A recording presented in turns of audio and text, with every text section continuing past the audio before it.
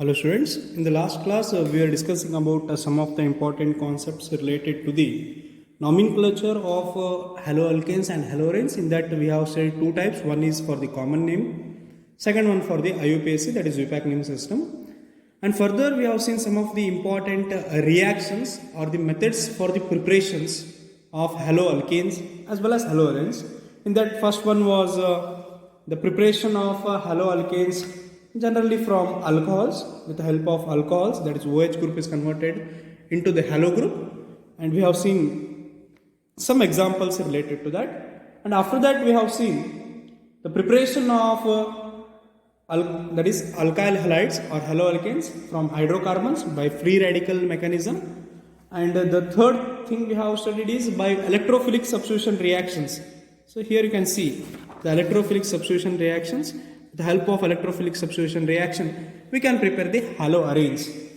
So in which we have observed the halogen group, incoming group, which can bond to the ortho position and it can bond to the para position, but there is no chance at the meta position.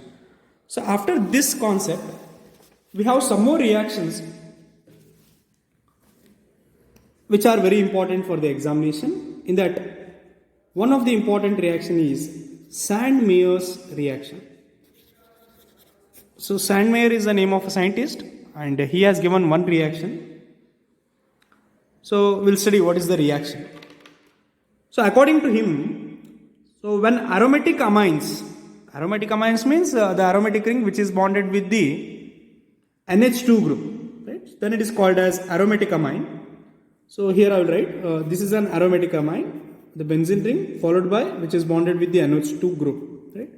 So this aromatic amine, when treated with sodium nitrate, that is NaNO2. So if I put sodium nitrate, NaNO2 for this, and in presence of HX, that is halogenated molecule, that is HX, so then it converts into diazonium salt. So observe here, in this case we have taken, and this is aromatic amine. This is the aromatic ring which is bonded with the amine group. We will call it as aromatic amine. In presence of sodium nitrate, that is in presence of NaNO2 and HX, initially it will convert into diazonium salt, which means this NH2, right? So this NH2 will convert into N2X, in which nitrogen will have positive charge and halogen will have negative charge, and this is generally treated as or it is termed as benzene diazonium halide. This is termed as benzene diazonium halide. So the meaning of halide is nitrogen bonded with nitrogen. The compounds which are consist of nitrogen which is bonded with nitrogen, generally termed as aza group, or you can call it as azo group. So therefore it is regarded as the diazonium halide. So here it is N2. N2 means, here if you observe, there is only one N. During the reaction between this aromatic amines and this sodium nitrate, it is converting into N2X. So here the meaning of N2X is nothing but benzene is the ring followed by diazonium halide. This is diazo. Or aza is nothing but nitrogen bonded with nitrogen. So therefore, this is half reaction. According to Sandmeyer's, whenever the aromatic amines are treated with sodium nitrate, it will convert into diazonium salt. So further, if you react this diazonium salt with cuprous halide, here if you react this with cuprous halide, that is Cu2X2. Cuprous means copper. So when you react that with the copper halide, that is Cu2X2, that is generally called as cuprous halide, it will convert into haloarene, or you can call it as aryl halide. This is termed as aryl halide along with the liberation of N2, nitrogen. So this is regarded as a Sandmeyer's reaction. It is two-step reaction, very simple. Once again I will explain here. This is an aromatic amine. If this aromatic amine is treated with the sodium nitrate, in presence of halogenated acids like HCl. So it will convert into benzene diazonium halide. So further, on the treatment with cuprous halide, is copper which is reacted with halogen atom, it will convert into aryl halide, which means this is also a method of preparation of aromatic halides, which we call it as haloarenes or aryl halides.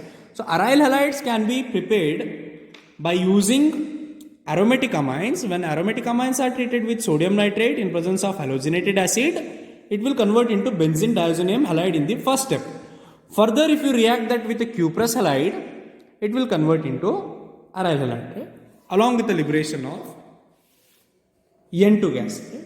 So this is one of the important reaction in the preparation of haloarenes. So the next important reaction is from alkenes. The reaction from alkenes. Alkenes are nothing but the compounds which are having carbon-carbon double bond. Right? So the alkenes can be converted into alkyl halides. See here, I will write it in the short form. These alkenes, whatever the alkenes you can take, you can convert this into alkyl halides, which means you can prepare the alkyl halides by using alkenes by reacting with hydrogen halide. This is hydrogen. HX means hydrogen which is bonded with the halogen group, that is called as hydrogen halide. This is very simple reaction. Right? Suppose if you take carbon which is double bonded with carbon, right? So and further it is bonded with hydrogen atom. This is double bonded carbon atom. So this is regarded as the alkene. Suppose if you react this alkene with the hydrogen halide, hydrogen bonded with the halogen group, you will call it as hydrogen halide. What happens? This halogen atom will react on the carbon atom.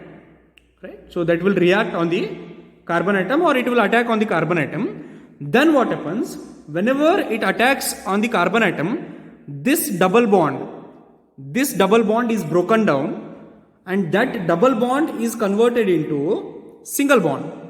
Right?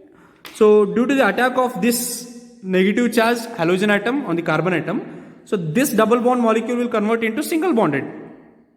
Right? And further, there is an attachment of the incoming, right? So there is an attachment of halogen. This halogen is attached to this carbon atom here, right? And further, these are the hydrogen atoms, right? So which means this is single bond. Observe here. This is single bond. This is a single bond. And this was the double bond, right? This was the double bond. Observe this. This is very simple reaction. Which means you can also prepare the alkyl halides or haloalkanes by using alkenes also. Alkenes are nothing but the carbon compounds which are having carbon-carbon double bond. Whenever you add this or if you react this with the halogenated acids, what happens? The halogen part will attack on the carbon atom. Due to the attack of this halogen atom, the carbon-carbon double bond breaks and it will convert into carbon-carbon single bond. So therefore the halogen atom will attach to the one of the carbon atom and it will convert into alkyl halide. So this is also one of the important and easiest method for the preparation of haloalkenes. The next important method is addition of halogen. You can also prepare on the addition of halogen. By adding halogens, you can prepare alkyl halide. Similar to the same reaction, above reaction, we'll take the same molecule by taking again alkenes, carbon-carbon double bonded molecules. So when you react this with the bromine molecule, suppose if you take it is reacted with Br2, right? So in the above example, we have taken with the halogenated acid. In below example, we are taking a pure halogen atom, which is bonded with the same halogen atom, that is Br2. Br2 is nothing but Br bonded with Br, that is bromine bonded with bromine. So therefore, in presence of the catalyst, that is carbon tetrachloride, that is CCl4, in presence of CCl4, what happens? This bromine has a capacity to break the double bond between these carbon atoms, right? So, and that will convert into single bond. This carbon will convert into single bond, and there is an attachment of bromine for the first carbon atom as well as second carbon atom, right? And this is generally termed as a dibromide, right? You can call it as dibromide, right? So this is also one of the important preparation or a method which can be used to prepare the alkyl halides, right? So one is Sandmeyer's reaction.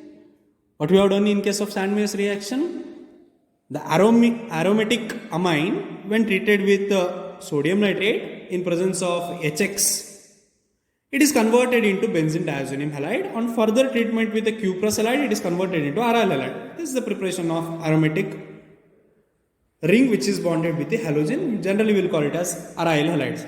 And in case of preparation of alkyl halide, we can use the alkenes, double bonded carbon atoms. When reacted with halogenated acid, it will convert into single bond, and there is a chance of attachment of one halogen atom to any of the carbon atom. And in next method, in case of halogen atom, if you take purely complete halogen atom, so it can bond because here there are two halogens, Pr and Br. If you take Cl2 also, you can convert into Cl2 and Cl and Cl. This can be called as dichloride also. Right? So these are the three important methods for the preparation of haloalkanes and haloarenes.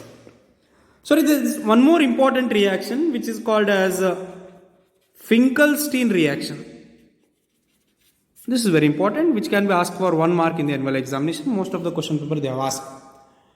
Finkelstein reaction, and this reaction is also called as halogen exchange reaction.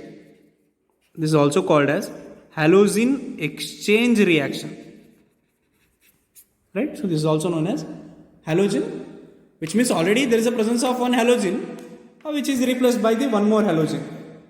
Suppose if I take the alkyl group which is bonded with the halogen, this is called as alkyl halide, and here I can replace this halogen, this X can be replaced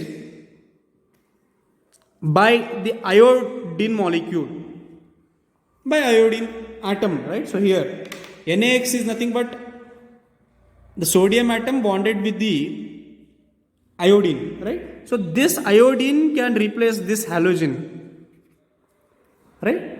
So in presence of a dry ether, right? So in presence of dry ether, so here what happens? Rx will convert into, right? So it will convert into Ri, right? So initially it was Rx, it is converted into Ri, and further there is a formation of sodium which is bonded with the halogen atom, and this is called as halogen exchange reaction, and generally it is termed as Finkelstein reaction. According to Finkelstein reaction, so whenever the alkyl halide is reacted with sodium iodide, the iodine molecule which is present will react with the alkyl group and it will convert into alkyl iodide, and further there is a formation of sodium halide. So this is also one of the important reaction in the preparation of haloalkanes. This is generally regarded as the halogen exchange reaction. So after that there is one more reaction which is called as Schwarz reaction. So in Schwarz reaction is also an example for the halogen exchange reaction. Here also if you take alkyl halide and if you react this alkyl halide with silver fluoride, right, so AgF, it is termed as silver fluoride, then what happens? There is a chance of attack of this fluoride molecule and it can replace this halogen atom and will convert into RF. Further, there is an formation of AgX. Further, there is a formation of AgX, right? So if we write the exact example, it is nothing but this is a general reaction. If I write the example, that is CH3Br, when react with AgF, this F replaces this bromine and will convert into CH3F, right, along with the formation of AgBr. The silver bromide is formed, right? Observe here, in these two reactions, Finkelstein reaction and Schwarz reaction, both reactions are almost same.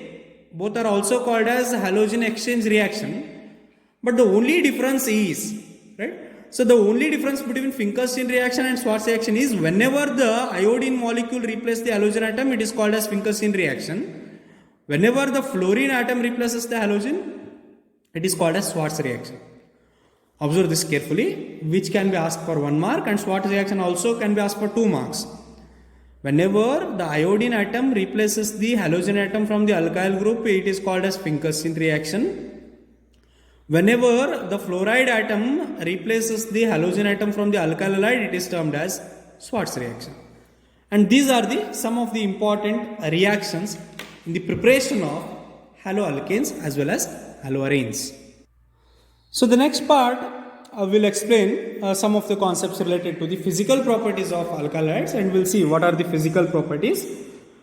The first important physical property for haloalkanes or alkyl halides is they are colorless. Right? So these are colorless. And second one is they are volatile. Volatile means they can easily evaporate, and generally these are sweet smelling. These are having a sweet smell. And next important property, physical property, that is bromides, right, and iodides, they develop color, which means they show color or they impart color. They develop color when exposed to sunlight. When they are exposed to sunlight, generally they form different types of colors, right? So that is the third property.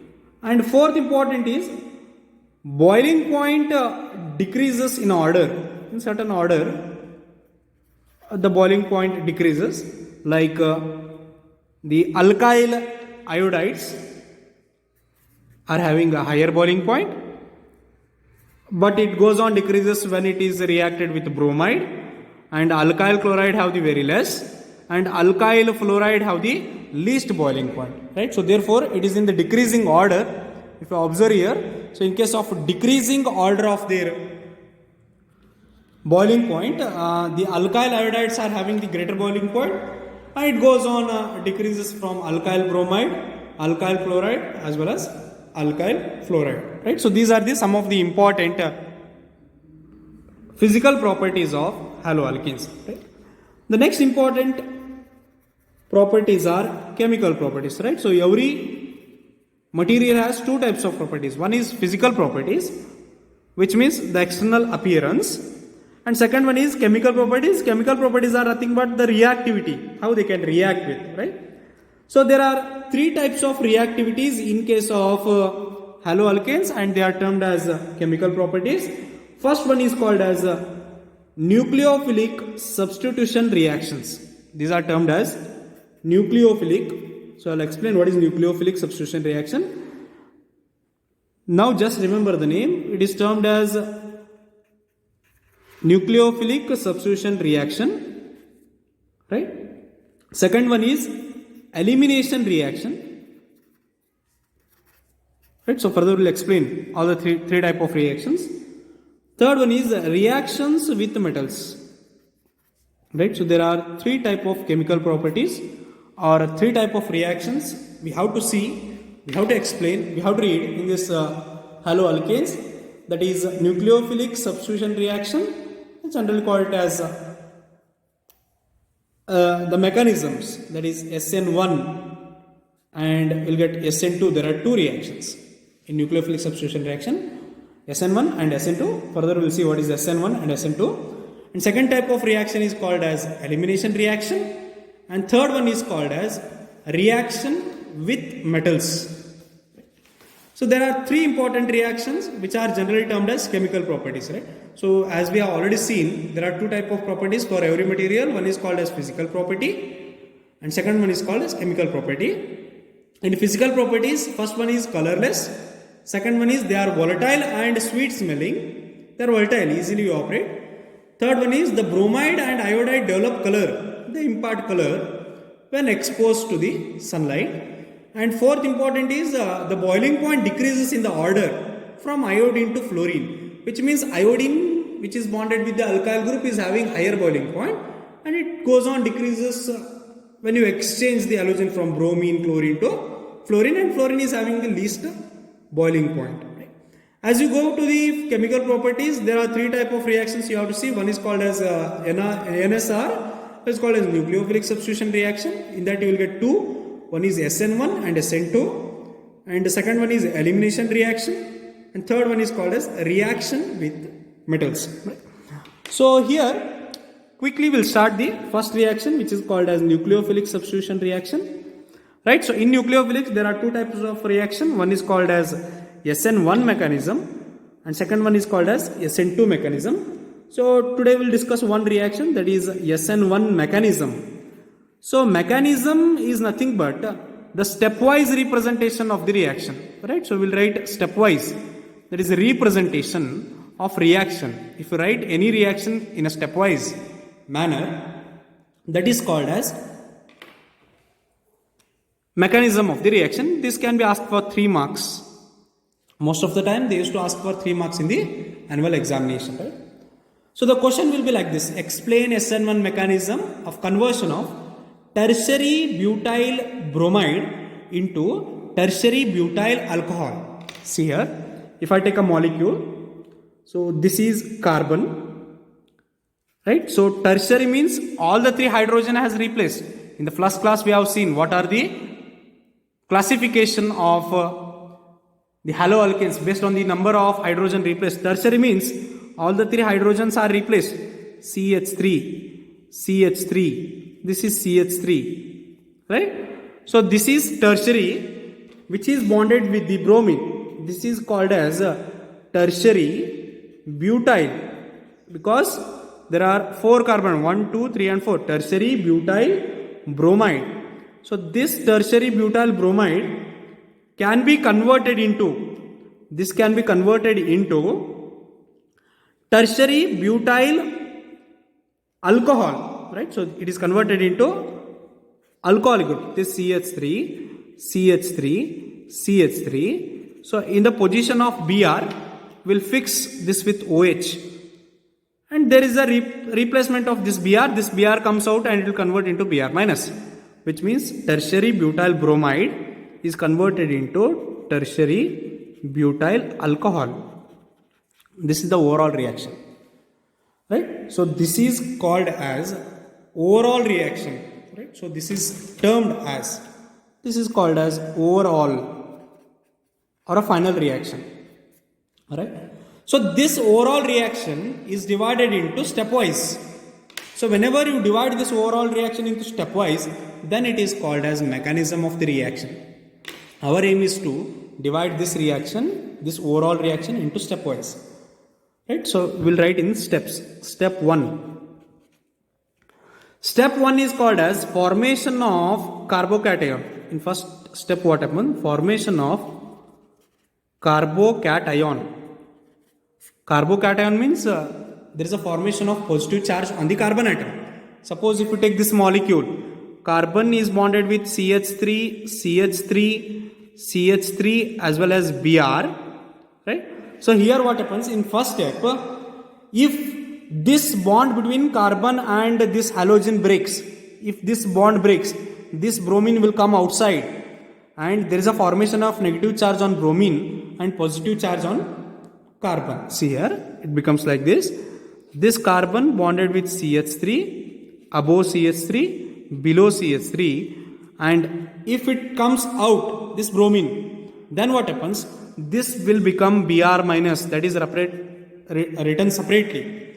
And whenever this bromine comes out by breaking this bond, this bromine will have a negative charge and this carbon will have a positive charge, right? So this is plus, right? So this carbon gets the positive charge and this is termed as the formation of carbocation. Carbocation means there is a formation of cation on the carbon atom, right? So here there is a formation of positive charge due to the breaking of bond between carbon and the halogen. Whenever the bond between carbon and halogen breaks, this bromine get a negative charge and this carbon get a positive charge. This is the step 1.